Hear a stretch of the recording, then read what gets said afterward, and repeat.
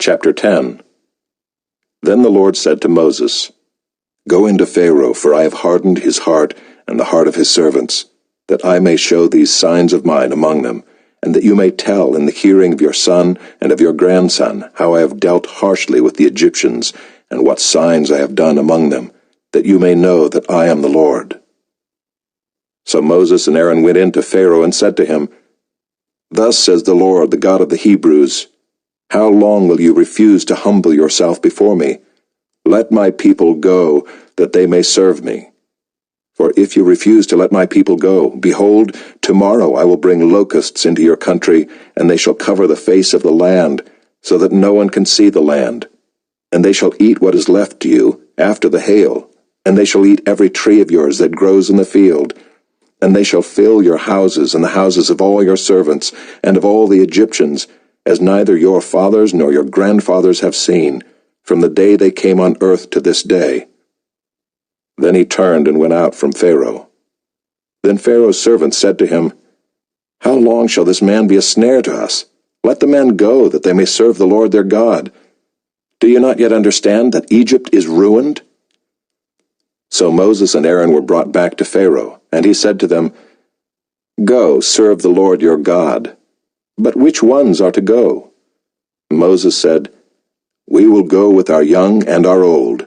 We will go with our sons and daughters, and with our flocks and herds, for we must hold a feast to the Lord. But he said to them, The Lord be with you if ever I let you and your little ones go. Look, you have some evil purpose in mind. No. Go, the men among you, and serve the Lord, for that is what you are asking. And they were driven out from Pharaoh's presence. Then the Lord said to Moses, Stretch out your hand over the land of Egypt for the locusts, so that they may come upon the land of Egypt and eat every plant in the land, all that the hail has left. So Moses stretched out his staff over the land of Egypt, and the Lord brought an east wind upon the land all that day and all that night. When it was morning, the east wind had brought the locusts. The locusts came up over all the land of Egypt and settled on the whole country of Egypt, such a dense swarm of locusts as had never been before, nor ever will be again. They covered the face of the whole land, so that the land was darkened, and they ate all the plants in the land and all the fruit of the trees that the hail had left. Not a green thing remained, neither tree nor plant of the field, through all the land of Egypt. Then Pharaoh hastily called Moses and Aaron and said, I have sinned against the Lord your God and against you.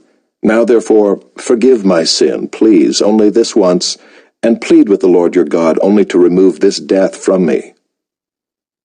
So he went out from Pharaoh and pleaded with the Lord. And the Lord turned the wind into a very strong west wind, which lifted the locusts and drove them into the Red Sea. Not a single locust was left in all the country of Egypt.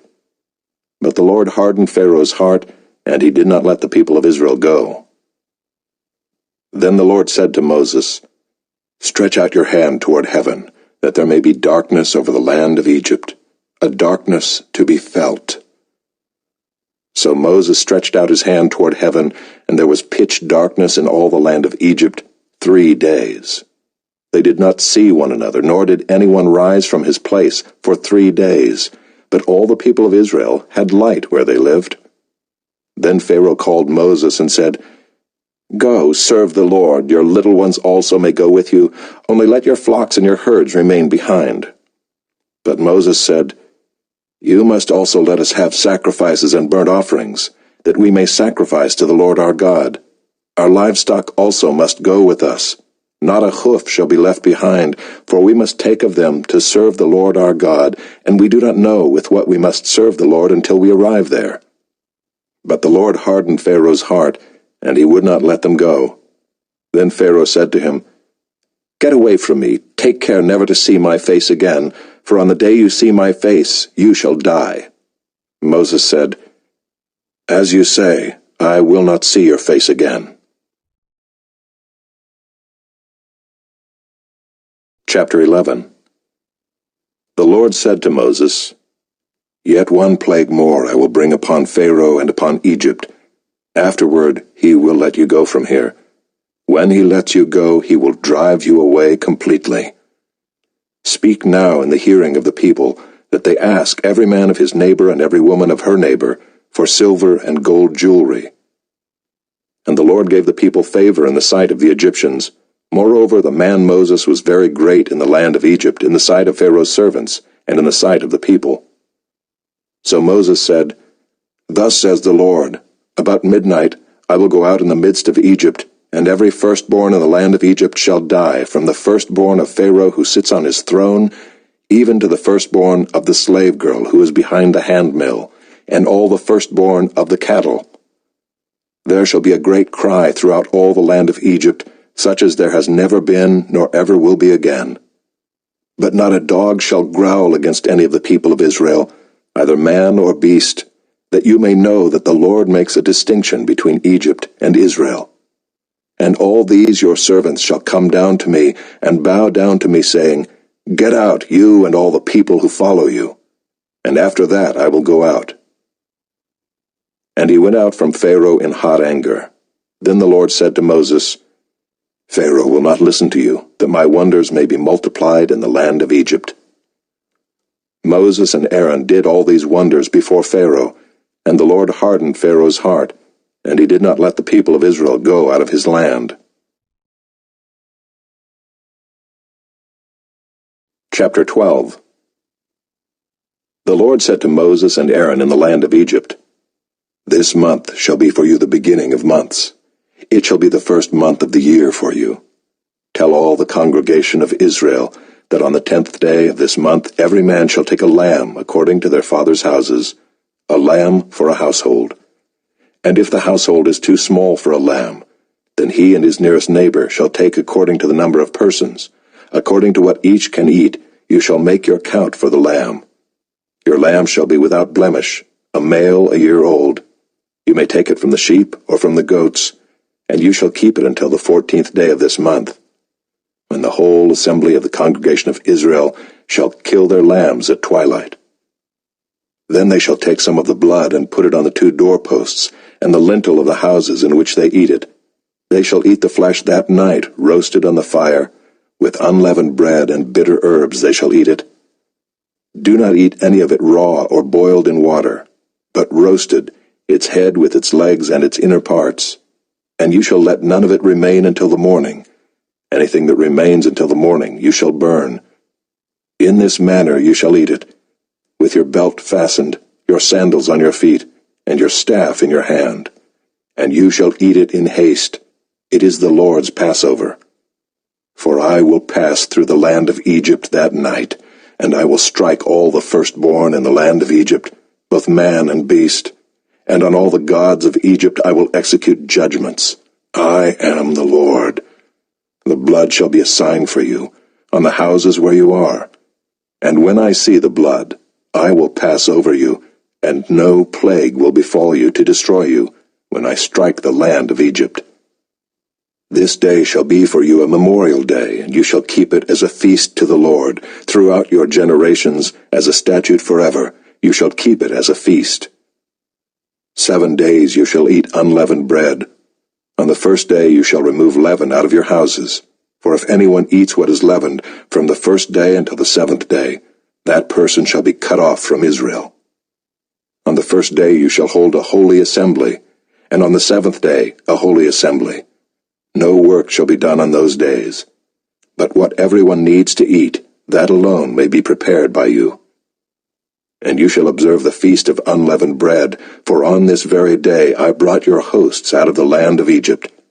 Therefore you shall observe this day throughout your generations as a statute forever. In the first month, from the 14th day of the month at evening, you shall eat unleavened bread until the 21st day of the month at evening. For 7 days no leaven is to be found in your houses.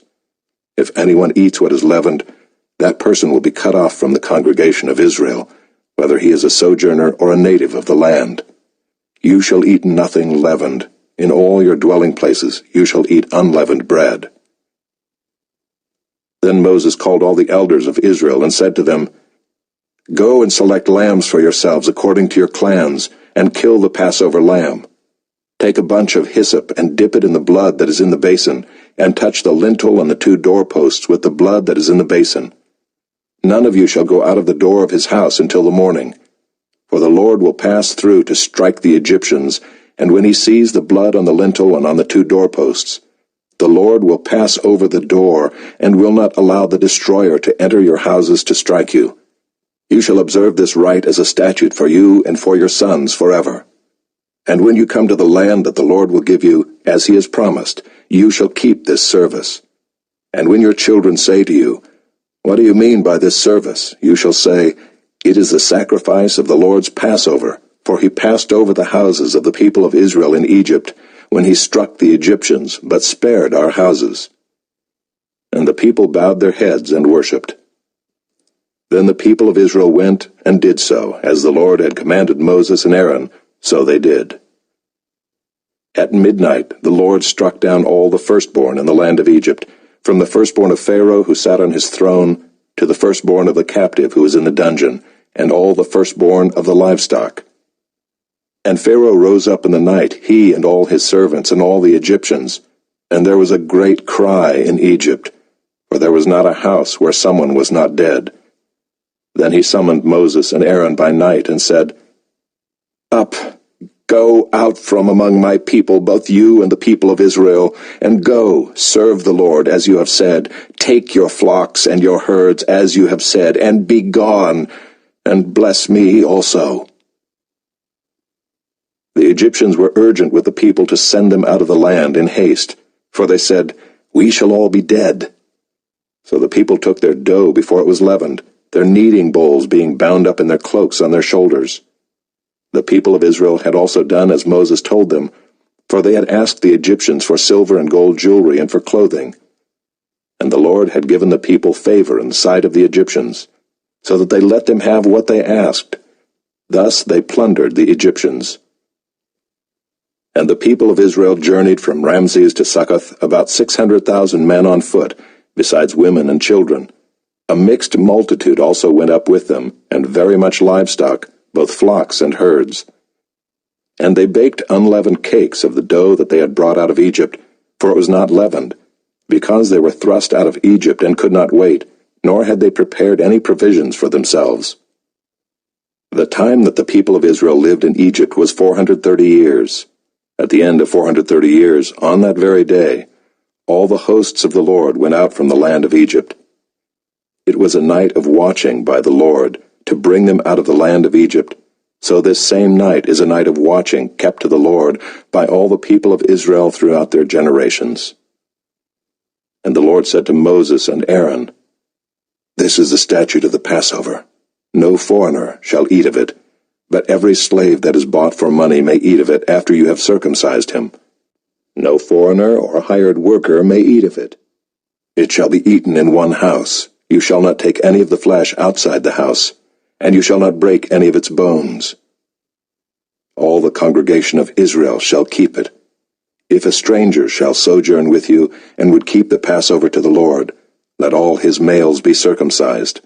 Then he may come near and keep it. He shall be as a native of the land. But no uncircumcised person shall eat of it. There shall be one law for the native and for the stranger who sojourns among you." All the people of Israel did just as the Lord commanded Moses and Aaron, and on that very day the Lord brought the people of Israel out of the land of Egypt by their hosts.